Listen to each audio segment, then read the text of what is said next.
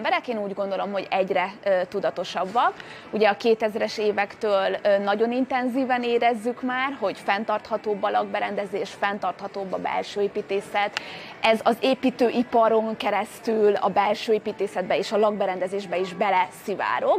Ugye az építőiparba a természetes építőanyagoknak a használata, a hőszigetelésnek a fontossága, a megújuló energiaforrások használata, a fűtéskorszerűsítés, az energiatakarékos égők használata, a víztakarékosságra való odafigyelés, és innen szépen beszivárogva a lakberendezésbe is megjelenik egyébként az, hogy egyre fenntarthatóbb bútorokat választunk, az, hogy természetes alapanyagokból választjuk meg a bútorokat, fából, bambuszból, rattamból, az, hogy újrahasznosított anyagokat próbálunk használni, természetes lakástextileket viszünk be a lakberendezésbe, mint a pamutot és a gyapjút. Ennek egyre nagyobb létjogosultsága van, és az ügyfelek részéről is érzem, hogy egyre nagyobb az érdeklődés, és nem csak az érdeklődés egyre nagyobb, de igazából a prioritások is megváltoztak az emberek életében.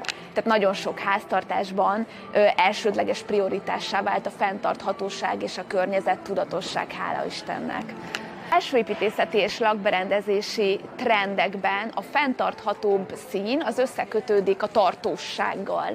És ami tartósabb és fenntarthatóbb tud lenni, azok mindig a természetesebb formák, a természet közeli színek, a földszínek, a zöld szín, ami ugye a növényzetnek a színe, a kék szín, ami az égnek és a tengernek a színe.